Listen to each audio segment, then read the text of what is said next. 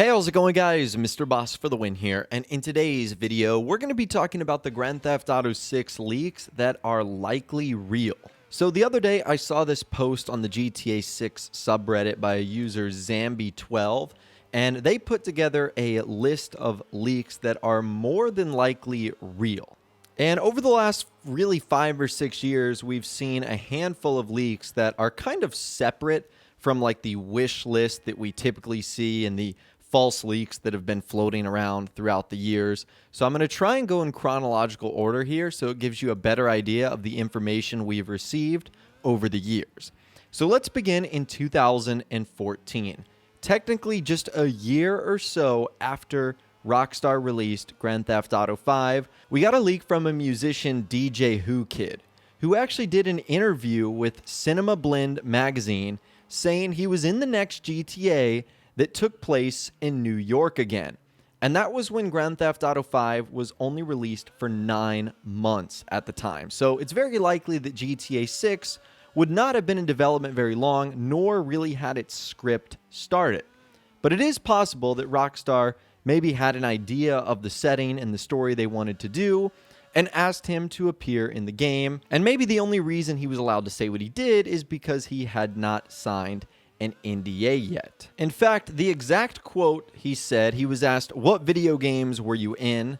by the magazine Baller Status. And he said, "I was in Call of Duty and I was in some Grand Theft Auto games.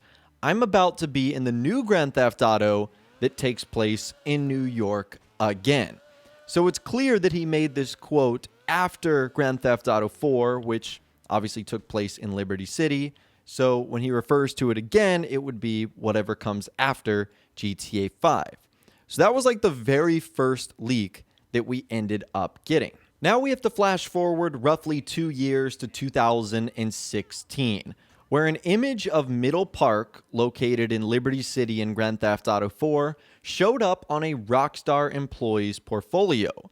The only thing that was interesting here is that it had been utilizing GTA 5's engine. So it begs the question, why would Rockstar be developing parts of Grand Theft Auto 4 using GTA 5's engine if it wasn't going to be used? Many were wondering if this was simply a passion project by one of the employees, or if perhaps part of a scrapped map expansion for online was just canceled altogether. However, many believe this could have been Rockstar working on what would have been the next Grand Theft Auto game. If indeed parts of the game were taking place in Liberty City, that would be understandable why they would start working on a project like that. So that's what happened in 2016. Flash forward a year later in 2017, the OpenIV modding team was making a Liberty City map expansion for single player only in Grand Theft Auto 5. However, as their announcement was ramping up, Take-Two Interactive said that they would sue them, despite the fact that Rockstar's official position is to allow single-player mods as long as they do not interfere with multiplayer. So it begs the question, why would Take-Two Interactive send a cease and desist letter to this modding community that was creating Liberty City in Grand Theft Auto 5 if it was not a part of their future plans? So this again started to beg the question, would Rockstar be returning to Liberty City for the next GTA game at the time, Grand Theft Auto 6? It was raising a lot of concerns. Then in 2018, we probably get the first big leak specifically around Grand Theft Auto 6. This came from an inside gaming channel called The Know on YouTube, where they first uncovered the infamous Project Americas leak. And to give you the long story short about what Project Americas was going to be, they said the game was going to be taking place in Miami, which is Vice City, although you could fly to other locations like to South America when doing key missions, suggesting it would be like a North Yankton or a Guarma thing. The Project Americas leak said there was going to be a female main character involved as well, and that the game would come out in around 2021 or 2022, which at the time was roughly 4 years away. Now, the only thing that backs this up was Insider Tez Funds 2 actually finding Project America's code in the Red Dead Redemption 2 files. And this is not uncommon for files for future games to be found in recently released titles. So if GTA 6 is going to be the next game, it would make sense that some of its files, coding, would be found in RDR2. Now, after this initial Project Americas leak, a lot of people started diving into who could be some of the potential characters for GTA 6. And that's when we started to see some of the resume leaks. That's what I'm going to call them. So you've got voice actors and motion capture artists like Tim Neff and Jorge Consejo that listed they were portraying characters on their personal resumes for Grand Theft Auto 6. And some of those people have even worked on previous Rockstar titles like Red Dead Redemption 2 and even GTA 5. So you started to see a lot of different people, voice actors and whatnot, listing that they were working on or had been working on Grand Theft Auto 6. This all started around 2018. Now, this brings us to the end of 2019. There was a Pastebin leak that essentially revealed a lot of PlayStation 5 information. And this Pastebin document got a lot of the specs of the system right, which has been revealed by Sony now. And it mentions that GTA 6 was going to be available holiday 2020, which at this point in time doesn't really seem all that likely, although an announcement date could happen by then. It said it was going to be next generation only, feature cities like Liberty City and Vice City, and they also said that it could be a PlayStation 5 exclusive for a limited time, which would be absolutely insane for Sony to pay that amount of money for the rights to have GTA 6 for a limited period of time before the Xbox and the PC. So that was the Pastebin leak.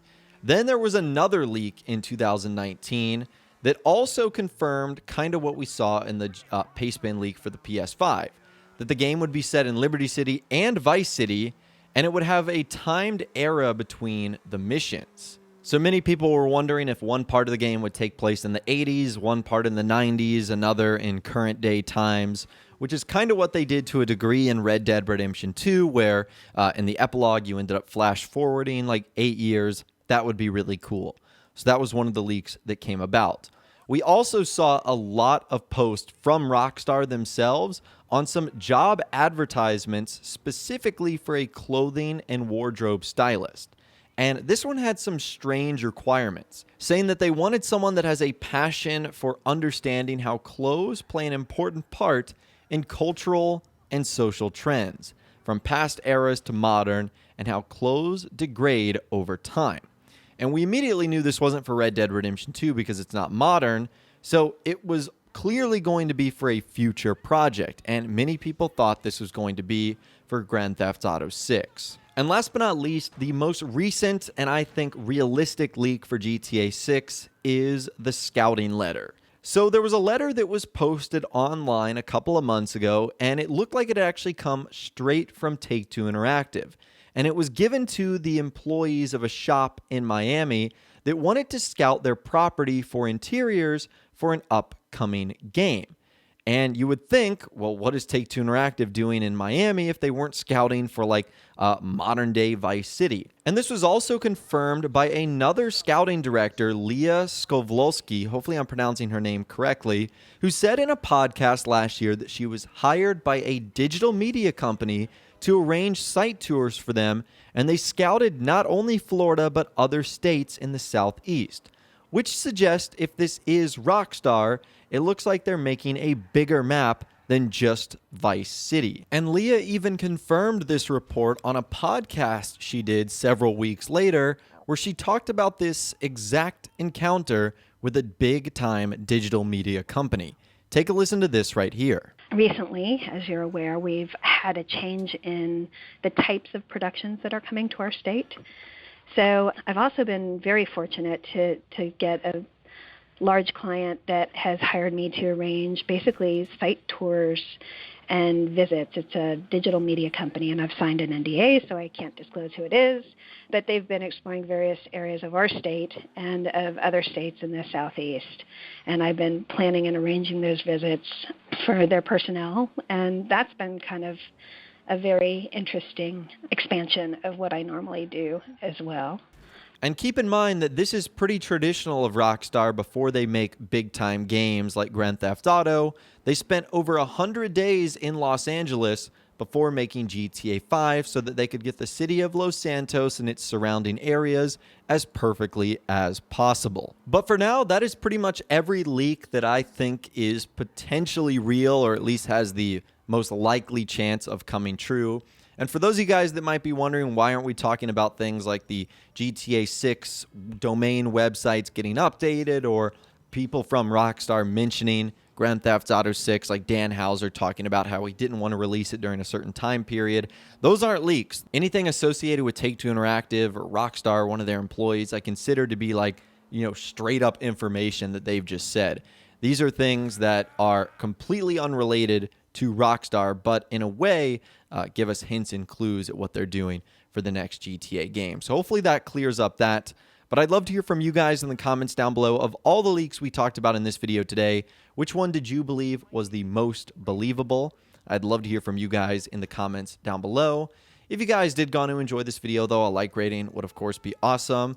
And be sure to subscribe to my YouTube channel if you are new, or you want to stay up to date on all the latest GTA and Red Dead Redemption videos that I'm doing here on my channel.